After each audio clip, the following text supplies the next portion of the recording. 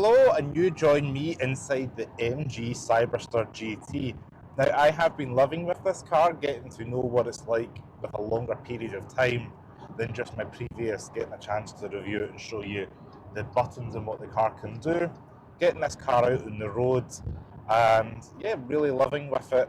Going to the gym, going to the shops, things like that. What I have noticed is I quite like the size of the car. It's not too huge, you know, it's bigger than a Mazda MX-5. It does sit a little bit around the size of like a BMW Z4, the current like 2025 model obviously. Yeah, so when you're in the supermarket car park, I like the fact the doors go up. Yes, they catch a lot of attention and people might ask what car this is. However, one of the advantages is when you, instead of opening your door and trying to squeeze out a small gap, because the spaces in the UK are just so tiny, it lifts up and you're able to get in and out of the car quite easy. So I think that's quite a useful design feature. I took it over to my great aunt and great uncle that are 80 years old and they love the doors just for the ability to get in and out of the car. And that's not something I considered when I first reviewed the vehicle.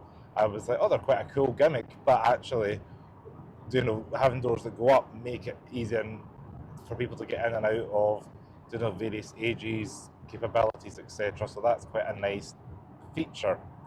Now, took it to the gym, that was also fine. A few people loved it because it was like yellow and getting some eyeballs at it. And it's just easy to like throw your gym stuff in the back of the car. The boot is a decent size and does go quite far back. I managed to get my shopping in for the week in the car, managed to also get the gym stuff into the car, so that was all good. Heated seats were nice, they're free stage. The heated steering wheel is not free stage, that is one on or off heat, even though it's got the same icon as the seats with the three lines. I thought that might have been free stage like we've seen in the Ford Capri. Now, I'm driving this in 2025 in the winter. It's salt on the road, it's kind of grey, miserable. The cabin does feel quite tight inside, and of course it is a two-door low-down sports car, which really only competes with the BMW Z4 in my eyes, because it's the way the kind of car's set up. Potentially a Porsche Boxster, but like it'd be a base one at that, just because of the way the size of the cabin. The TT's gone, the SLK stroke SLC are gone, and yeah, there's not many manufacturers left making cars, and because this has got the fabric roof, adds a lot of drama with the roof down. So when I first was like, my first day with the car, it did feel quite claustrophobic, just because the A-pillar feels quite close to you.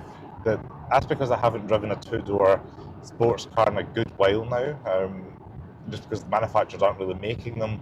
You know, things like the TT's gone, the SLK, SLC's gone. It only really leaves the BMW Z4 and the Porsche Boxster, which I'd probably say this is in the camp of the BMW Z4 Roadster looking, just because it's got the long bonnet, it's got a decent sized boot in the back, and you've got some decent interior space.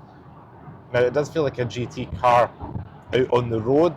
It is quite smooth planted. It does have various modes. You tap the right paddle behind the wheel to change between comfort, sport, or a custom mode you can set up, which is not too bad. And in the left mode, you can change your regen braking kind of amplifier. Doing if you want to make that between 1, 2, and 3, you just tap that CARES button and it sorts that out for you. Everything else in the car is pretty conventional. Indicator stalks, wipers, lights are nice and easy to use. I just leave them on auto. Your door has the window switches as well as seat controls, which does take a moment to get used to, but out with that, you're pretty good to go once you know that's there. The adaptive cruise control button is nice and easy to see. It's a big steering wheel button on the steering wheel, and the other side of that, kind of symmetrically, is the Super Sport button, which is red, and a really cool design feature because you can just tap that when you need it, maybe just to overtake or something like that. And genuinely, this car is breathtakingly fast. Just even like overtake a truck or something, or out in the country road and you want to go from like 30 to 60, it's like 1 second of acceleration and you're pretty much there. So that is a pro for the car. It gives you the thrills.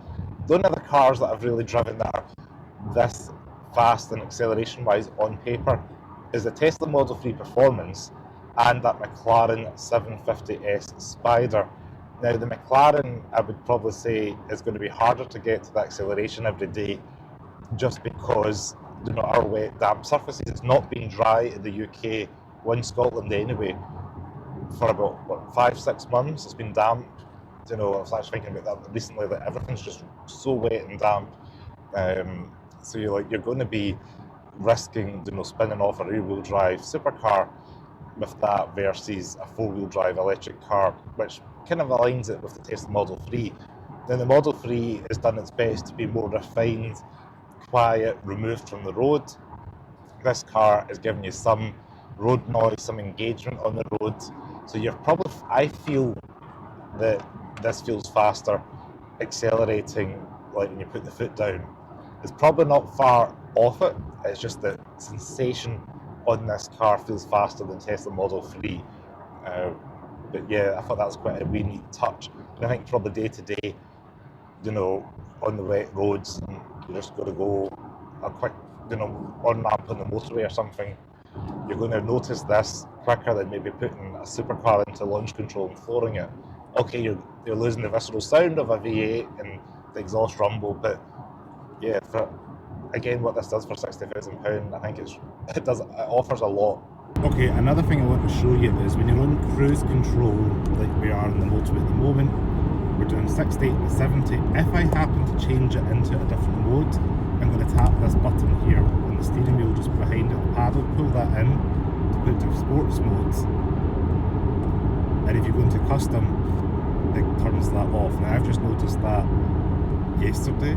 It does work for comfort. You can put it back in and you can change it into sport, and it still holds it into adaptive. Now I don't know if that's the custom setting that has disabled it, but yeah, that was a little bit interesting when I was using that to shift the other day. Just thought I'd point that out. It does grip the road quite nicely as well, especially at motorway speeds like we've seen. And at first, these 4 screens, we've got one in the middle here for the climate control, which I haven't really touched out by first getting in the car. I turned on the heated seats or heated steering wheel. My main level of view is going to be these 3 screens in front of me here. It is really nice to have a dedicated screen for my speed, and I can touch and cycle through various things in modes by touching this button here on the steering wheel, and you can pull that through. You can see vehicle status for the bar, radio, Google Sat Nav is on. I like having it on my cumulative total. I'm doing 2.7 miles per kilowatt, travelled 93.5 miles, and I've got 83 miles left on the range here, about 40%. This one on the right hand side is connected up, so you can change things like your settings and that, which another dual drive is a bit distracting, but you can tap that there and that's going to show you like your weather. You can do profiles, then I can hit MG and it's going to tell you your local dealership, which is quite neat as well. We've got Frasers of Falkirk, 2.2 miles away. And then this left screen here is where you're going to get things like Apple CarPlay, Android Auto, as well as your radio. Now, it's a little bit obscured by the steering wheel, so sometimes I have to like peek round to see what I'm tapping. But yeah, once I've got used to it, it's quite intuitive. The right screen is where your reverse camera is, which is not intuitive straight away for me, just purely because I'm used to having all the reverse cameras in the centre of the car. So when you're trying to reverse, you're looking at your mirrors and then you're maybe checking out the camera and you're looking to the right instead of into the centre. Now that is just a design quirk of this car, and I'm sure you would get used to it once you had this car, but yeah, just initially it just takes a wee moment to get used to the cameras there being on the right hand side. Now it does have a close proximity camera that pops up on the left side when you indicate left, or you're coming out when I come out the driveway and it's detecting the wall and things around it. That pops up on the left. If I'm indicating same as the right one, it flips between it, so that's quite a neat touch as well. It only pops up a couple of times in close proximity to something, but yeah, I thought that's quite a nice wee feature, and that logically makes sense because it's the left screen for the left side of the car, so I quite like that. I would be interested to hear your thoughts on the 4 screens. Like, what do you think about it? You know, Tesla gives you like 1 screen and this car's giving you 4. It's giving you, yeah, I don't know, I do like having a gauge cluster in front of me. There's no heads-up display in this car, but I guess because you're sitting low enough, you don't really maybe need one in this car. Now if I put it into the sports mode, we're going to go 3, 2, 1. It's quite fun. It's too damn to do anything stupid or accelerate harder than that, but that is quite a nice little thrill. 3, 2, 1. It's quite a nice wee noise it makes as well. It's kind of semi-electric, futuristic kind of noise going on. I'm not quite sure 100%, but it's making a wee noise. 3, 2, 1. Woo! It's quite fun.